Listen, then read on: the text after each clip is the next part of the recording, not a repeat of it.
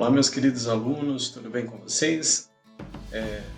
Alegria mais uma vez poder estar disponibilizando essa aula hoje.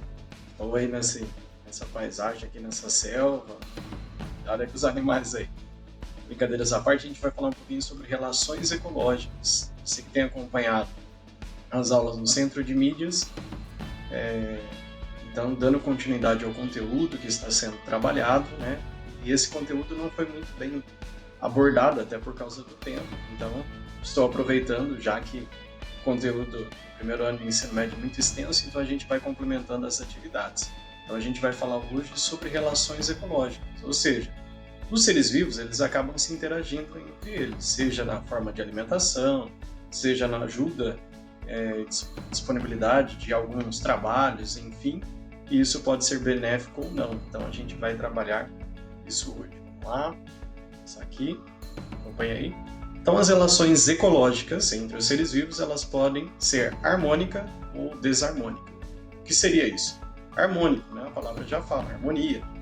Então, a harmonia, então os dois seres, por exemplo, quando a gente está falando de dois seres vivos, duas espécies iguais ou tratando de espécies diferentes, os dois eles são beneficiados, né? Então, a harmonia está sendo algo bom para os dois.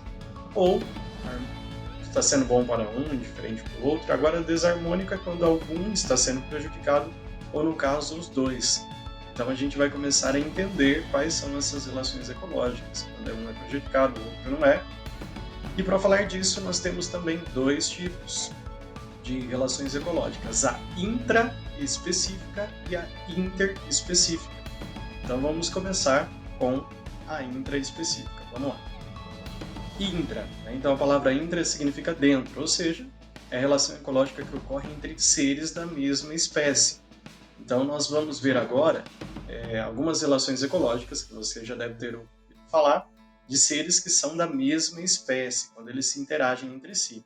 E o primeiro que nós vamos falar aí é a sociedade. Vamos lá. Então, sociedade é quando os indivíduos eles cooperam, né, são da mesma população ali, e eles cooperam com divisão de trabalho. Então, cada um tem a sua especificidade. Então, vamos lá. Essa foto aqui que você está vendo, então você consegue ver as abelhas. É um exemplo muito claro para a gente, pois nas abelhas você talvez tenha um conhecimento, tem a rainha, né, que tem o objetivo, aquela que cuida, né, dos filhotes, que colocam os ovos, tem as operárias, tem aquelas que vão ajudar a rainha, tem o zangão, então cada um tem a sua função. Tem aquelas que quando você mexe no enxame, numa colmeia, são as primeiras, né, que vão dar a sua vida por todas as outras abelhas, né, então todas têm a sua função específica. Veja agora um trechinho de um filme que você talvez já viu e que retrata muito bem isso, de uma forma bem bacana. Dá uma olhadinha.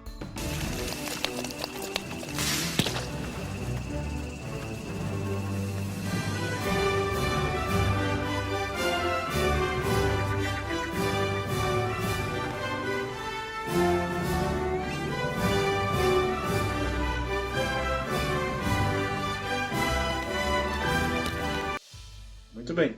Então, esse filme que você viu, esse trechinho curto, né, o filme Vida de Inseto, então ele fala e mostra ali também que as formigas é um exemplo de sociedade. Então, cada um tem a sua divisão também, tem a rainha, então todas têm a sua função. Os cupins também são exemplo, e nós seres humanos, também vivemos em sociedade, onde todo mundo, com a sua profissão diferente, seu trabalho diferente, coopera para o bem comum. Aliás, pelo menos deveria ser assim. Vamos lá para o segundo, dentro da mesma espécie, então, relação ecológica intraespecífica. Então, a segunda a gente vai falar sobre a colônia. Vamos lá. Então, colônia. Qual é a função? O que é a colônia? Eles vivem juntos para que eles possam ter mais chance de sobrevivência. Nesse caso, não há divisão de trabalho, mas vivendo unidos ali, eles conseguem, por ser seres muito simples, eles conseguem ter uma chance, né, uma sobrevivência melhor. Exemplo disso, as bactérias. As bactérias vivem em colônia. Você já usou esse termo, né, colônia. E também eu trouxe aqui os recifes de corais. Então dá uma olhadinha. Os recifes de corais é uma coisa maravilhosa, quem nunca viu. Até partilhando aqui, essa fotinha quando eu tive a oportunidade de estar lá em Recife, e a gente fez, né, na viagem lá de lua de mel, então a gente teve a oportunidade de estar vendo esses recifes de corais aí, e quero dizer para você, olhando, que é uma das coisas mais lindas que eu já vi. Recifes de corais é um lugar, né, então os corais eles vivem em colônia para que eles possam ter uma sobrevivência maior, e também eles são um lugar, o berçário de muitas espécies de peixes, enfim, é importantíssimo. E é uma das coisas mais bonitas de se ver na vida. Então, assim como eu tive a oportunidade, desejo que você também tenha uma oportunidade de ver, né? Se um dia tiver, faça um mergulho, que é uma das coisas mais surpreendentes e bonitas nessa vida. Bom, vamos lá. Vamos para o terceiro. O terceiro é a competição intraespecífica. Então, o nome já fala. Competição. Os animais, os seres, eles vão competir. No caso, como a gente fala de competição intraespecífica, então nós estamos falando que dentro da mesma espécie, os animais podem competir. Vamos lá. Por alimento, seria uma das alternativas. Outra alternativa, ele pode estar competindo também por causa de água. Então, a necessidade de água, então a briga por causa de água. Território também, os animais podem ali brigar por território. E também, quando se fala dentro da mesma espécie, a gente está falando de um outro ali, que é o acasalamento, né? Então, por parceiros, né? Por exemplo, os leões que brigam, dois leões que estão brigando por um harim de leoas. No caso aqui eu trouxe também um urso polar, mostrando aí, no caso, eles competindo. Certo? No caso aqui a gente não dá para ver se é por alimento, por fêmea, mas nesse caso a relação intraespecífica pode ocorrer dessa forma. Muito bem? Bom, vamos agora para a última, então, dentro da mesma espécie, o último grupo, que seria, então, o canibalismo. Então, o canibalismo, talvez você já ouviu esse nome, são dos seres que acabam se alimentando com os seres da própria espécie, né? Então, eu trouxe aqui um exemplo. No caso, você está vendo aí a fêmea de louva-a-Deus, ela se alimentando da cabeça do macho depois da cópula, né? Depois do acasalamento. Aí você pode falar, nossa, que coisa estranha, né? Então, os cientistas têm muita teoria sobre isso. Então, de repente, é alimento que ela vai ter para os filhotes, enfim, né? Então, tem muitos estudos, muita divergência sobre isso, mas é comum em algumas aranhas também podem fazer isso. Então, o canibalismo seria isso. Você pode até pensar, mas eu já vi também entre tribos indígenas, africanas, aborígenes da Austrália, enfim, isso geralmente é mais por ritual, tá bom? Então, na espécie humana isso não é comum, e quando acontece é por mais ritual religioso, algo nesse sentido. Bom, vamos lá para o segundo grupo, então, o grupo das interespecíficas. Então, é o grupo das relações ecológicas entre espécies diferentes. Então, interespecífica, espécie diferente. E aí nós temos vários. Primeiro, o mais fácil, com certeza, tenho certeza que você já ouviu falar, vamos lá, que é o predatismo. Predatismo, então, um ser ele vai predar o outro, ele vai se alimentar do outro, então ele vai caçar. Interessante falar aqui que um olhar de um animal predador é diferente de um olhar de um animal que é predado. Então, vou dar um exemplo claro. Um leão, por exemplo, quando ele vai caçar, ele tem que ter esse olhar fixo. Então, o predador ele tem um olhar fixo, né? Então, ele consegue focar para que ele consiga correr e tudo mais, analisar e conseguir caçar o seu alimento. Um animal predado, então ele tem uma visão mais unilateral, porque o objetivo dele na vida é fugir, sair correndo. Dá um exemplo disso o cavalo. Então o cavalo não tem que se colocar lá, né? Se coloca uma tapa para que ele possa andar e não se assustar com as coisas do lado, porque o cavalo é um animal herbívoro, né? Não é um animal predador, no caso, teoricamente seria um animal predado. Então essa visão do animal tem a ver com a sua capacidade aí também de caçar. Então trouxe aqui um exemplo. Então nós vemos nesse exemplo aqui uma águia caçando uma raposa, e eu gostaria que você visse também esse trechinho rapidinho, onde mostra para nós alguns pássaros aí chamados de mergulhões. Dá uma olhadinha que interessante.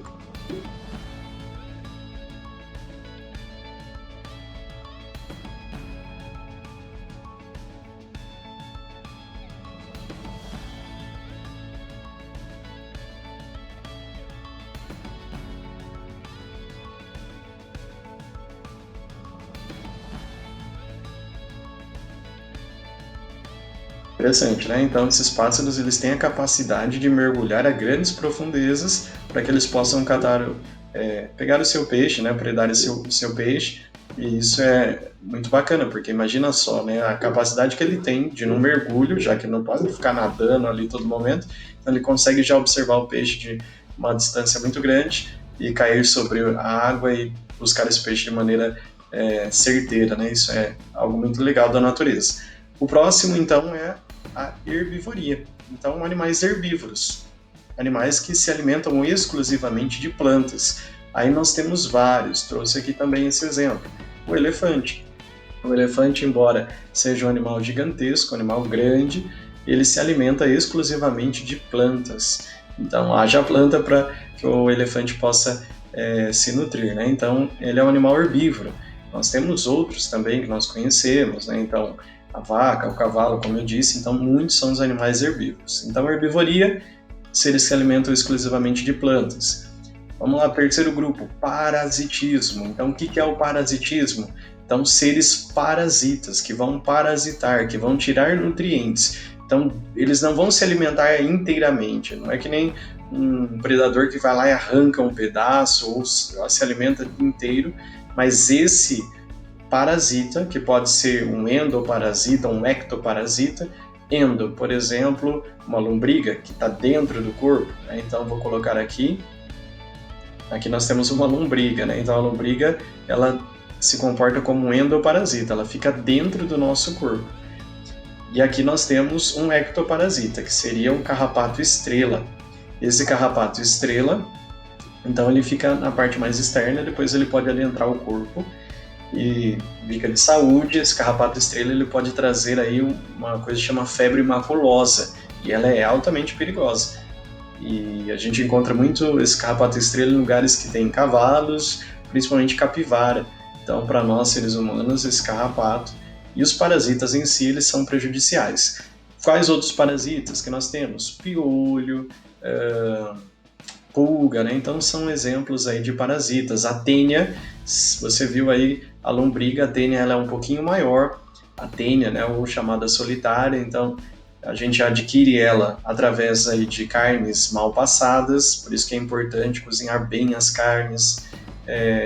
E essa solitária ou tênia, ela pode até atingir 2 metros dentro do nosso corpo, produzir ovos, e o grande problema é que esses ovos podem se alojar no nosso cérebro e aí começar a se alimentar de células neurais e pode dar alguns problemas. Bom, o próximo é o inquilinismo. O inquilinismo já fala, é um inquilino. Então, de uma maneira assim, fazendo uma boa ação, um ser ele hospeda o outro.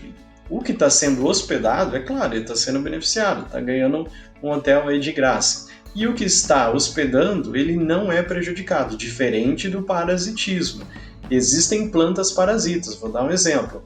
O cipó que fica envolto à árvore, ele está na árvore tirando aí os nutrientes dela, a sua capacidade, sua energia. Já as orquídeas, por exemplo, como você vê nessa foto, a orquídea na natureza, ela é encontrada em troncos de árvores, né, as epífitas. E as epífitas, elas não prejudicam e nem tiram nutrientes das árvores, certo? Você já se perguntou por que será que as orquídeas se encontram nos troncos das árvores? Pergunta interessante, né? Será que eu respondo, dou como atividade? E agora? Tá, vamos responder, vai? As orquídeas, elas estão na natureza, nos troncos das árvores, porque elas são originárias aí a gente encontra, por exemplo, no bioma da Mata Atlântica. E a Mata Atlântica existe. Ela tem um dossel, que a gente fala que é a altura de vegetação grande.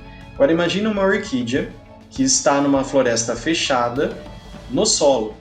Ela não tem grande porte, ou seja, a luz ela não chegaria, e a primeira matéria que nós vimos esse ano, que é a fotossíntese, não ia ocorrer. Então, como adaptação, esse ser consegue, né, de uma forma muito bacana, se hospedar em árvores sem prejudicá-lo, apenas para retirar a sua energia luminosa e fazer a fotossíntese. Beleza? Vamos lá para o próximo.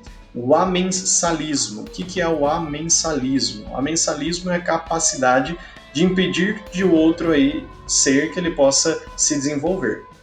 Olha o exemplo. Nesse exemplo aqui eu trouxe nós vemos aqui os fungos que estão impedindo a produção aí de bactérias. Então as bactérias elas não conseguem se proliferar por causa da ação de fungos. Isso foi importantíssimo para a ciência, porque a partir disso se descobriu o antibiótico, né, a penicilina. Vai contar aí as histórias científicas que foi por acaso, né? Muitas descobertas científicas são descobertas por acaso, e é claro que tinha uma pessoa que entendia de ciência e observou aquilo. Então ele viu que quando um fungo estava aonde bactérias ali estavam, ela produzia uma toxina e impedia a proliferação de bactérias. Então o amensalismo é isso, é um ser que impede que o outro se desenvolva. O próximo é um nome parecido, mas se chama comensalismo. O que é o comensalismo? Então, comer. Ele se alimenta do resto deixado por outros animais. Então, quando o outro animal está se alimentando, ele vai lá e se alimenta dos restos. Está sendo prejudicado o animal que está deixando os restos? Não, é resto. E o animal que está próximo, ele está sendo beneficiado. Então, nós poderíamos dizer, né, que o ser, né, que já se alimentou, ele é indiferente, porque ele já comeu. E o ser que está se alimentando dos restos, ele é beneficiado. Então, eu trouxe um exemplo aqui, muito clássico, que é o tubarão e o peixe rêmora. Observem que a rêmora, ela anda embaixo dos tubarões, não é um peixe que é agradável para o paladar do tubarão, ele gosta de coisas maiores. Então, depois que o tubarão ele se alimenta, ele deixa restos caírem na água e ele acaba se alimentando desses restos aí que ficam na água. Imagina, o peixe, além de estar comendo, ele tem a segunda coisa benéfica aí, que quem que vai mexer com o tubarão, né? Então tá andando com os bonzão aí lá do mar, então ele acaba sendo beneficiado duas vezes. Um outro exemplo também de comensal, as hienas. A hiena, ela acaba se alimentando dos restos deixados principalmente de leões. Os leões caçam, as leoas comem e depois sobra um pouco e as hienas vão lá se alimentar disso. Então seria essas sobras também. O próximo, né, nós temos dois parecidos, preste muita atenção. Essas relações ecológicas eu costumo ver bastante nos vestibulares e às vezes tem alunos que cometem erro, principalmente nessas duas. O primeiro que a gente vai ver agora é o mutualismo. Então, o que é mutualismo? A palavra já fala, mútuo, significa de um para o outro. Então, os dois, eles são beneficiados quando estão juntos, um ajuda o outro. Melhor definindo ainda, eles não podem viver separados. Separou um do outro, os dois morrem. Eu costumo dizer nas aulas que é um casamento que não pode se separar. Separou, os dois acabam morrendo. Então, um exemplo aqui, nós vemos aqui um líquen. O que é um líquen? A associação de um fungo com uma alga. Essa associação ela é tão íntima e tão importante que, se separar o fungo da alga, os dois acabam morrendo nesse líquen.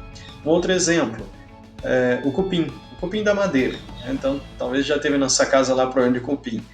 Dentro do cupim existe um protozoário. O protozoário, ele faz a digestão da celulose da madeira e o cupim acaba abrigando ele. Se nós pegarmos esse protozoário e separar, né, do cupim, o cupim acaba morrendo de fome e o protozoário acaba morrendo porque ele não consegue ficar em lugar fora, né, que esteja aí fora do corpo desse cupim, né? Então o protozoário acaba morrendo, ou seja, não podem viver separados. Então o mutualismo é uma associação que os dois são beneficiados, um ajuda o outro e não podem viver separados. Agora o outro, que é a protocooperação ou cooperação, já é uma ajuda. Então um ajuda o outro, os dois são beneficiados, mas nesse caso eles já podem viver separados. Então trouxe aqui um exemplo de pássaros se alimentando de carrapatos de um búfalo. Olha que interessante. Então um está ajudando o outro nesse momento, porque o carrapato ele se alimenta, o pássaro se alimenta do carrapato do boi, então ele está comendo, do búfalo no caso, e o búfalo ele também está sendo beneficiado, porque esse carrapato poderia trazer depois, a longo prazo, algum problema de saúde para o búfalo.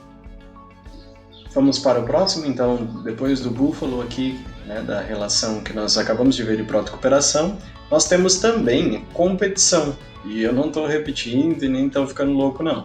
Mas a competição agora é entre espécies diferentes, então é a competição interespecífica.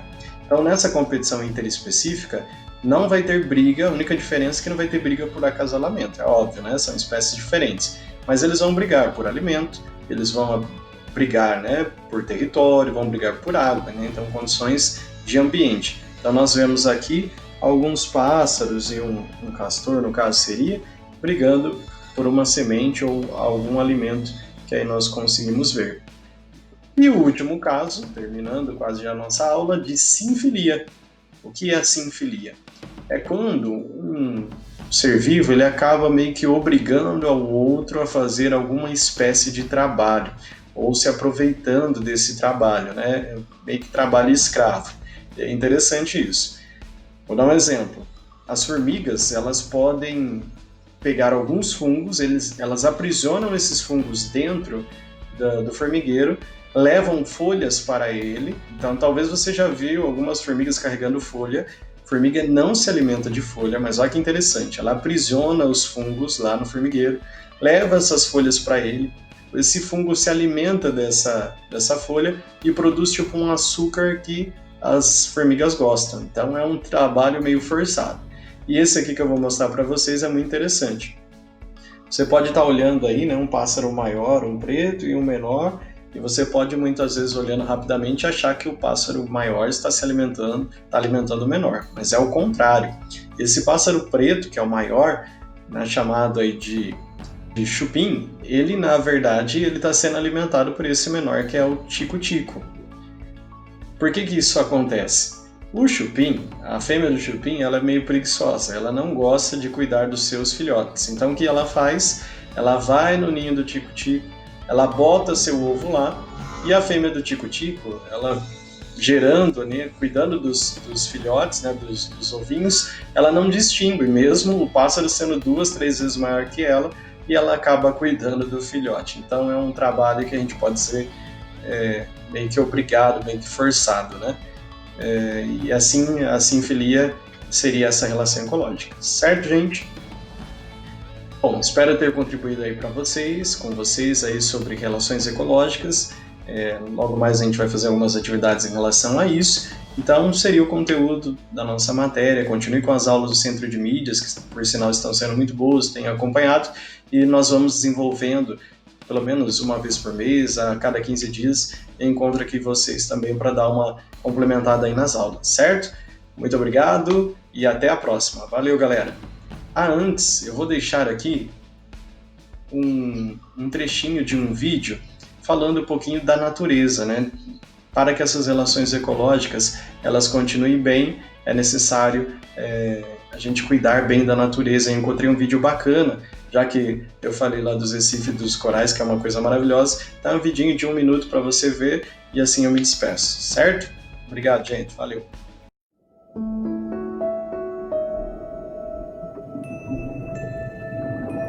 Eu sou o Recife de Coral. As pessoas acham que eu sou só uma pedra, quando na verdade eu sou uma das maiores estruturas vivas deste planeta. Eu sou tão grande que eu posso ser visto do espaço. Por quanto tempo mais?